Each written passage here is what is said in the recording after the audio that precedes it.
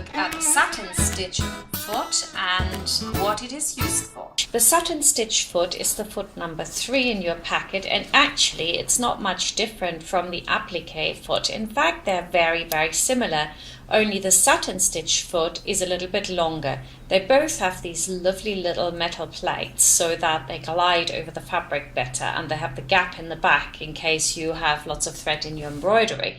So this is a very simple foot to use, and the only advantage really I see rather than using your bob standard foot is that you can see better what you're doing, and that if it's a very intricate pattern with lots of thread and it has a little bit of height on itself, it won't get stuck. I have never had mine get stuck on the puff machine when I just use my normal foot.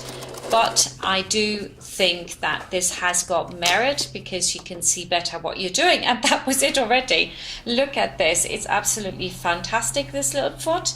You might not necessarily need it, but hey ho, there you go. It was in your fantastic set from Madame So I thought I'd introduce you to it.